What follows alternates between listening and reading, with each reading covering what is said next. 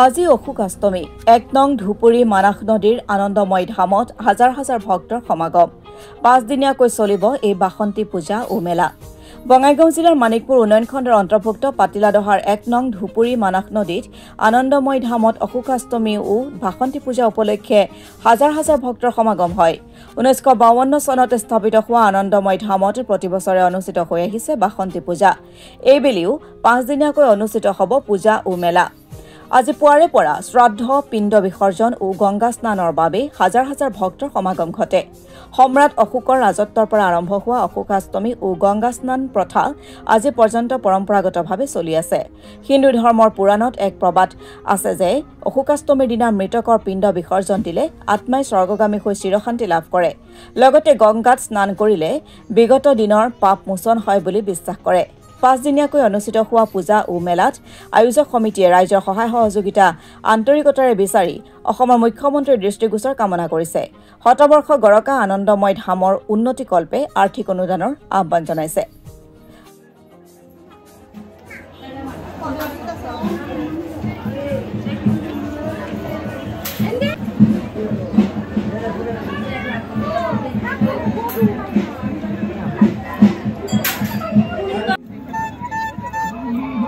আমি যেতিয়া জন্মলগ্নৰ পৰাই আমি দেখিবলৈ পাইছো যে ইয়াত বাসন্তী পূজা হয় আৰু ১৯৫২ চনত এই স্থাপিত হৈছে আৰু বাসন্তী পূজা বুলি ক'বলৈ গ'লে তাৰমানে ধৰক যিটো মা দেউতাই যে ঢুকায় তেওঁলোকৰ পিণ্ড ইয়াতে ভাহায় আৰু ইয়াতে বহুতে স্নান কৰে পাপ মানে খণ্ডিত হয় বুলি কয় পিণ্ড ভাহায় আৰু আপোনাৰ বিভিন্ন মানে মানুহে মানসিক যিবিলাক কৰে শৌনি সেই শৌনিবিলাক হয়তো ফলাৰ কাৰণে বহুতে ইয়াতে শৌনি দিব আহে প্ৰসাদ পানী দিয়ে আৰু এই স্নান কৰা যেটো ভিৰ এটো আপোনালোকে দেখিছে আজি 5 দিনীয়া কাৰ্যসূচীৰে আমাৰ এই মানে অনুষ্ঠান চলিব আজি এই অসমবাসী ৰাইজক ইয়াৰ দ্বাৰা মই জনাব বিচাৰিছো আনন্দময় ধাম শ্ৰী শ্ৰী কমিটিয়ে আমি জনাইছো যে আপোনালোকে 5 দিনীয়া কাৰ্যসূচী উপভোগ কৰক সকলোৱে আহক ইয়াৰে আমি কামনা কৰিছো এটো আপোনালোকৰ চেনেলৰ জৰিয়তে মই অসম চৰকাৰক জনাবলৈ বিচাৰিছো যে আজি আমি ৭৩ বছৰ ধৰি আনন্দময় ধামত এই যে স্নান চলি আছে বাসন্তী পূজা চলি আছে আমি চৰকাৰক বিনম্ৰ অনুৰোধ জনাইছো যাতে তেওঁলোকে অলপ আমাৰ ইয়াত যিটো আমাৰ গাৰ্জেন মিনিষ্টাৰ অভিভাৱক মন্ত্ৰী তেও যাতে আমাক অলপ গুৰুত্ব দিয়ে আমাৰ মন্দিৰটো যাতে এবাৰ আহি দৰ্শন দিয়ে আৰু তেও যাতে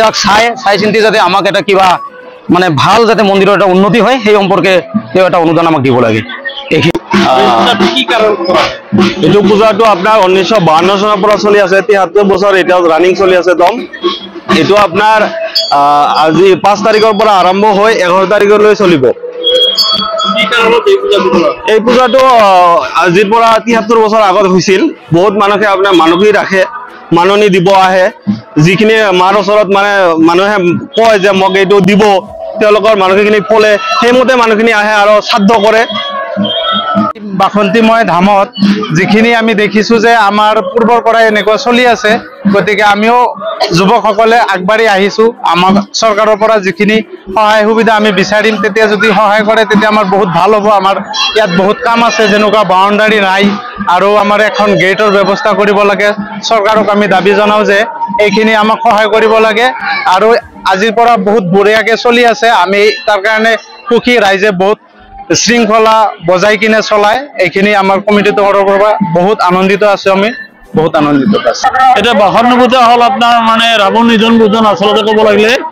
এই বাসন্তী পূজাটা আমাৰ হিন্দু ধৰ্ম মতে যিবিলাকে এটা স্নান কৰে তেওঁলোকৰ সৰ্বদোষৰ পৰা মুক্ত হয় আৰু যিবিলাক মানুহে দুখীয়া নিচলা মানুহবিলাকে বছৰ বছৰ বাৰ্ষিক তেওঁলোকৰ পিতামহ শ্ৰাদ্ধ কৰিব নোৱাৰে আজি এনেকুৱা পবিত্ৰ তিথিত তেওঁলোকৰ শ্ৰাদ্ধ আদি কৰা হয় আৰু এই বাসন্তী পূজাৰ বিশেষ গুৰুত্ব আছে আমাৰ অকল অসমতে নহয় গোটেই বিশ্বতে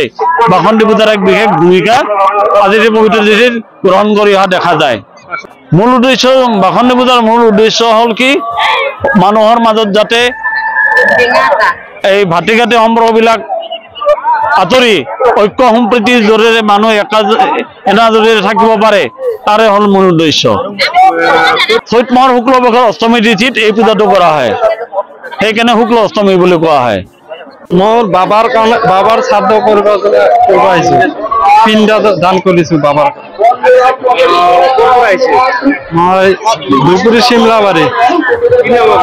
গোপেশ্বৰ দাস চান কৰি আছো অষ্টমী একদম সৰুৰ পৰা ইয়াতে চান কৰি আছো অষ্টমী এইখন আনন্দময় ধামত এইটো শান্তিৰ কাৰণে এটা শান্তিৰ কাৰণে কাম কৰাৰ কাৰণে আহিছো আমি কিয় স্নান কৰে ইয়াতে স্নান কৰিলে কি হয় কাম কৰিলে মনটো শুদ্ধ হয় আৰু আত্মাৰ শান্তি পায় সেইকাৰণে আমি আহিছো ইয়াতে কাম কৰিব কাৰণে স্নান কৰিছে কৰিছো ইয়াতে মেইন হৰিটো হ'ল অষ্টমীটো আহিল সম্ৰাট অশোকে কলিংগ যুদ্ধত যেতিয়া জয়লাভ কৰিছিল হৰ্ষ উল্লাসত আনন্দিত হৈ আছিল তেওঁৰ নিজৰ যিটো কুলগুৰু আছিল কুলগুৰুক আহি কল যে হে প্ৰভু মই আজি যুদ্ধ জয় কৰি আহিলো আজি মহা আনন্দৰ দিন আপোনাক কি উপহাৰ লাগিব কওক তেতিয়া ধৰ্মগুৰুৱে কল যে মোক তুমি কি উপহাৰ দিবা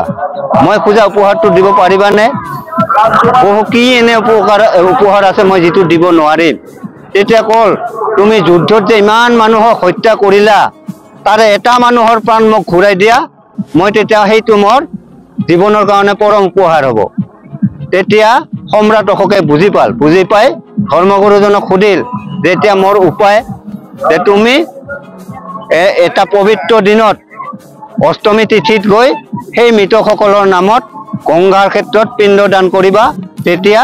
তুমি পাপৰ পৰা মুক্ত হবা আৰু তাত মৃত্যু হোৱা জীৱসকলৰো মুক্তি লাভ হ'ব এনেকৈ সেই তাহানিৰ পৰাই আজিৰ অশোক অষ্টমী প্ৰথাটো প্ৰচলিত হৈ আহিছে আৰু ভক্তপ্ৰাণ ৰাইজসকলে আহি ইয়াতে পিতৃ মাতৃৰ অস্থিক্ষেপণ পিণ্ডদান তথা কিছুমানে স্নান কৰি পুণ্য লাভ কৰে আমাৰ আচলতে এটা জনবিশ্বাস থাকে যে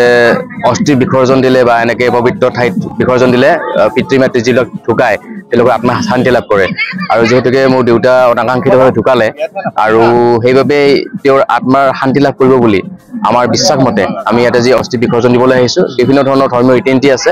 আৰু দেখি আছে আৰু এটা বিশ্বাস আৰু সেইটো তেওঁ য'তেই আছে ভালকে থাকক শান্তিত থাকক সেয়া আজি কামনা কৰিছোঁ আৰু প্ৰত্যেকে এনেকৈ আচলতে আহে আমাৰ লোকসকলে তেওঁৰ পিতৃ মাতৃ হওক বা যোনে আপোনজনৰ মৃত্যুৰ পিছত এনেকৈ বিসৰ্জন দিবলৈ আহে আৰু সেইবাবে আমিও এই বিশ্বাস ৰাখি পেলাই আহিছোঁ যে দেউতা য'তে নাথাকক কিয় ভালে থাকক কুশলে থাকক সেয়াই কামনা কৰি আজি অস্থি বিসৰ্জন দিবৰ কাৰণে আহিছোঁ আমি মানিকপুৰৰ পৰা আব্দুল সুবাহান আলীৰ ৰিপৰ্ট অসম টুডে।